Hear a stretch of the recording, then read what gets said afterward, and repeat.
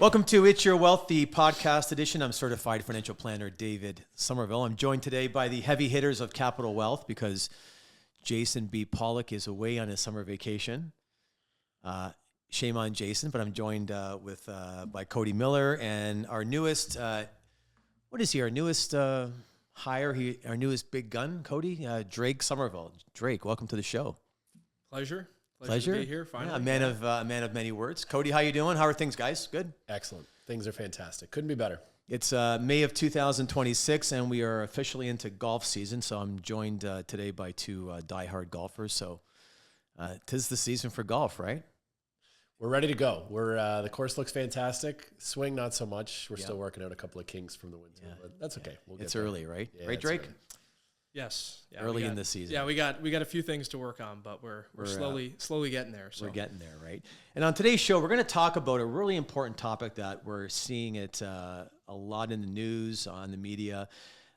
It's these do-it-yourself investment platforms, these robo-investors, and we're going to talk about the unknown truth about investment fees in Canada. So right now what happens is most investors are focusing on the fees. So we talk to clients all the time, non-clients all the time, and one of the big things that they're always asking us about is the fee. And the fee is really, really important, obviously, but the real impact on wealth comes from the fees that they don't see. And I think, Cody, what's happening right now is people look at these online platforms and they're saying, I can get into this platform for 25 or 50 basis points.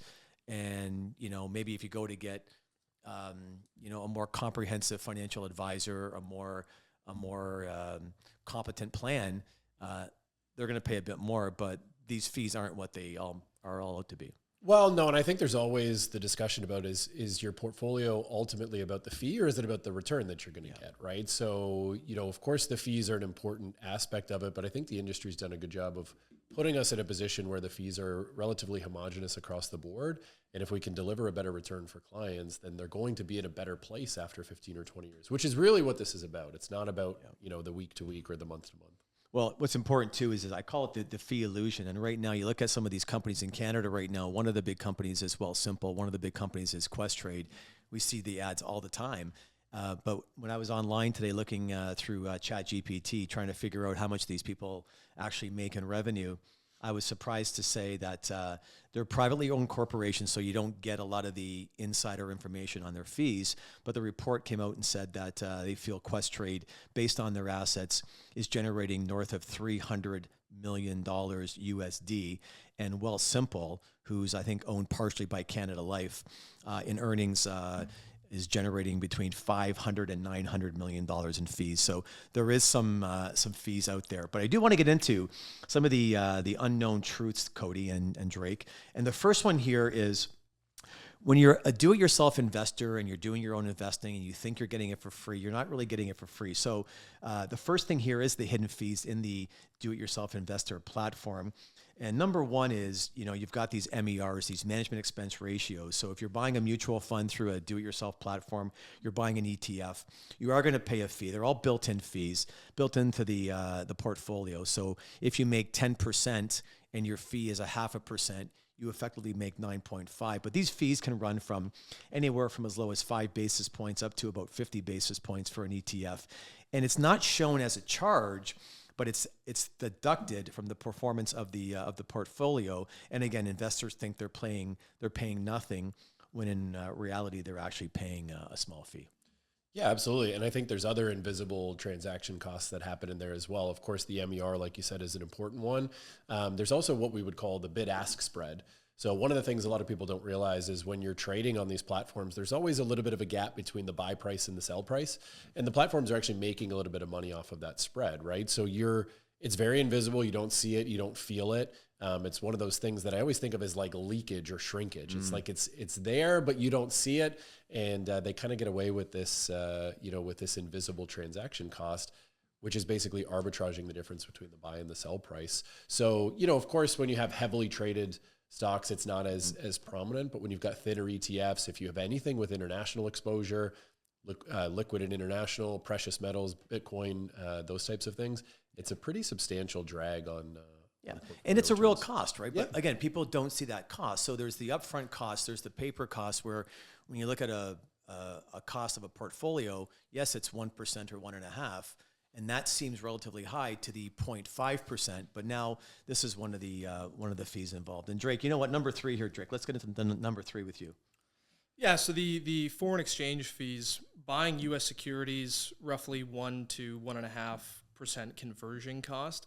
It's often ignored in low-cost strategies, and this alone can actually wipe out years of free savings. And and that's a great point. So think about this, everyone out there, is you're buying a U.S. asset, and most investors in this country, they do hold a bit of Canadian assets in their portfolio. But again, everybody wants to own the S&P 500, the NASDAQ, some U.S. equities or whatever it may be. So you think when you're buying those at cost, but in fact, you're paying that 1 to 1.5% fee. So for an investor, Drake, who let's say says to us, okay, I'm going to put $100,000 into this portfolio with whoever, with one of these robo platforms.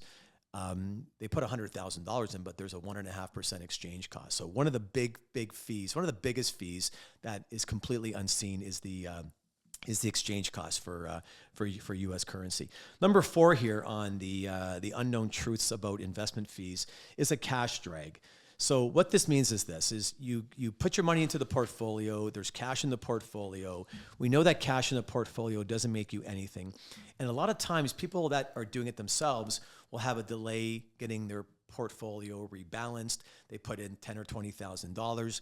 They forget for a couple of weeks that it's in there. There's a bit of a cash delay. And I will give you a quick example. We had a client or a prospect we've been talking to in the last few months, and him and his wife, they've done very well for themselves, but he has in cash sitting in his portfolio right now north of $500,000. The wife has about $250,000 in US dollars sitting in cash. So what does that mean? Well, that money's been sitting there. I want to put it into the market. I want to do something with it, but I haven't gotten around to it. So that cash drag, if you look at the last 12 months, and those assets have made about 15%. So he's actually foregone a 15% return on $700,000 or $800,000. So a cash drag can be really, really painful for some investors. Well, I've even seen ones that are very similar along those lines, but I have clients come in sometimes and they'll say, well, I have a TFSA, my money's invested in a TFSA. And you'll say, well, what's it invested in within the TFSA? And they go, well, I'm not sure, it's just in one. Then you look in it, of course, it's just been in cash for 2, 3, 4, 5 years, missing out on all these years of returns, right? And so, of course, I think there's an educational piece that happens there. But those are always what I think of as what I would call opportunity cost, right? So you're missing out on the opportunity to generate better returns. Another one is rebalancing neglect. Mm-hmm. So, of course, if you're invested in a diverse manner, you've got multiple different assets that you're holding, you're going to need to rebalance over time, right? If one has a significant increase in multiple years, right, one is dragging a little bit. Rebalancing is the key to making sure that you continue to keep the proper diversification, keeps your risk profile in check as well, which obviously we talk about being very important with clients who are getting further along in their careers. And most DIY investors aren't rebalancing at the right times. Right. So this is, an opportunity cost. It's also in what I would call a behavioral fee. Well, one of the behavioral costs too to go with it is the fact that when things do go down, the individual investor who's doing it himself, he might panic and then sell some of its assets, sell at he bought at the high, he's going to sell at a low, and then misses the rebound getting back into it, right? So our belief is always, markets go up, markets go down, but over time they always go up longer, they go down for shorter periods. But the behavioral cost of an investor on his own is well, I mean, we've got fantastic data to back this up. I share these charts in presentations all the time, but if you miss the 10 best days in the market, you give up about half of your potential return. Yeah. So only those 10 days in the market make up a pretty substantial amount. Yeah. The other thing I always share with clients is those 10 best days usually happen within 3 weeks of the 10 worst days. Right. So you have these bad days in the market, they increase anxiety and fear. Yep. The best days are coming right behind them, but if you're not patient enough, now you've got some issues. Just for recency bias, you had last year we had Liberation Day with Donald Trump when he was putting those tariffs on the whole world. Yep. Markets crashed within 2 to 3 weeks, but within 3 or 4 more weeks, they had all come back. And the same thing happened this year with the Iranian war. We had big crashes in March. We've had big gains in April. Absolutely. Yep. Drake? Yeah, no, and I think to add on to that as well, I think when you're doing it yourself, there's always going to be risk with over trading and timing mistakes, right? Trying to chase performance, selling low, buying high, right? And this is honestly one of the largest hidden costs, and it's not really disclosed anywhere when you're thinking about doing it yourself. Exactly. One of the biggest risks to investing is your emotions, and a lot of people make the biggest mistakes of their investing career during these difficult times, and it's very emotional. It's almost like trying to give yourself marital advice, right? You're breaking up, or you got a girlfriend, Drake, and you break up with her, and you're trying to give yourself breakup advice. Pretty tough to do, and it's tough to do with your money as well. Now, within the scope of the do-it-yourself investor, we've got that person who does it himself. We also have the person who uses those robo-advisors, and Quest Trade is one of those robo-advisors where they built these portfolios for you. Again, nothing wrong with them. They're a great place to start if you're starting out. But in robo-advisor world, one of the big fees that gets missed a lot is called the double layer fee. And again, what happens is that you're doing two things now. It's a double layer of cost. You're paying a platform fee, and in most cases, it's between 25 and 50 basis points. And the second one is you still got the MER, the management expense ratio. So what happens with these robo advisor type portfolios is you're looking at paying between 40 and 70 basis points for that portfolio. And then of course there's costs that go along with it as well. Well, and I think the hard part is that MER is usually hidden, right? So I've had many, many clients who've come in and you ask them, what are they in now? And they tell you, and then you try to ask them what the fees are. And I've had clients say, man, it took me 3, 4, 5 hours to figure out what it is that I'm paying. It's not anywhere where it's clear, right? I've got to go in and find it and dig. And, so you've got this opaque fee that you don't really know what you're paying. And so I think you end up in this situation where clients don't even see half the fees that they're paying. Exactly. It just comes automatically out of the return. They don't feel it, right? And so they're not really entirely sure what it is that they're paying. Exactly. Yeah, and I think at the same time, most people don't think about currency conversion, right? So most robo portfolios often hold US ETFs, and currency conversion itself usually adds hidden cost. It's the same as do it yourself. It's just a little bit less visible. Yep. Yeah. And this is, again, for those out there listening or watching, like this is one of the biggest expenses that you don't even know is coming out of your account. So, and again, Cody, you get a person who, when they buy that position, they buy that US stock, or they buy that US mutual fund, or they buy that US ETF, and they pay a 1 to 1.5% fee on the way in. If they decide at some point to rebalance the portfolio, there's a rebalancing fee because Sure. you've got that cost coming in, coming out again. They decide in a few years to sell it, and they want to move their money into Canada, they pay that fee again. Like there's just this ongoing. Well, and it's smart, right? I mean, fee. who doesn't want access to the US, right? That's the market we all want access to. Yep. And so, of course, as Canadian investors, that's an area where we're vulnerable and exposed. Yep. We're getting hit with those currency exchanges. Yeah. Number 4 here on some of the unknown truths about investment fees with robo-advisors. Again, it's the cash allocation. Again, we mentioned it before with the do-it-yourself. Same thing again. Again, lots of money sitting in cash. They're making money when your money's in cash. And that spread is a hidden fee.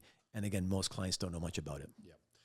Well, and I think the other thing that happens too is when you increase the complexity in the portfolio or you increase the complexity in the financial planning, there's always premium add-ons, right? So of course, just to make simple trades and to buy an index is what they're baiting you. I shouldn't say baiting, but that's what they're bringing you in with.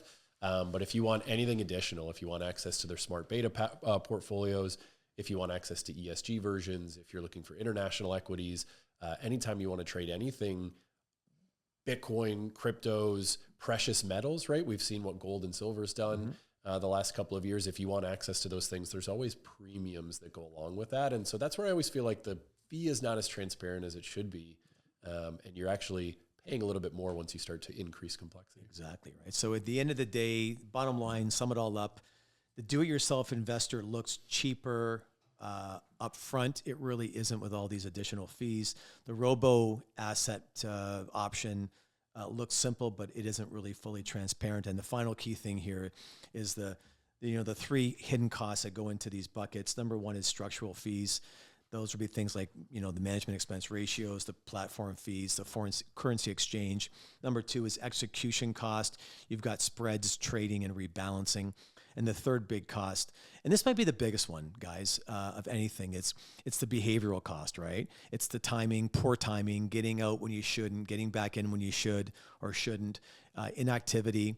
And again, it's the emotional decisions. And what I've noticed is, even in the last correction, even in the Iranian correction the last few months ago, out of our 300 families, I think we had 2 or 3 families call and say, hey, I think I want to move my money. I'm like, you're not moving the money, right? Dave, I've had so many clients joke that I'm part-time financial advisor, part-time therapist, or part-time, it's like, that's just a part of the job is making sure that we all stay committed to the plan that we've made together. Yep. It's investing is not a short-term thing. It's a long-term plan. So stay with the course, pick a good advisor, get support, get help, pick the right portfolio, make sure you're paying the right fee, obviously, and all things will work out. So guys, Drake and Cody, thanks again for coming on the show this month. Again, for those that tuned in for Jason Pollock, he is going to be away for the next few weeks or few podcast episodes. He's going off to Australia soon. He's got the world tour happening. He's got all of his dates set up, so he like won't the be, Dos Equis man. He's just all over the place. He's all over the place, right? So we miss Jason for the next few shows. But for those out there, feel free to share the podcast. We're on Apple, we're on Spotify, we're on the YouTube network, and have a great month, and we'll see you next month.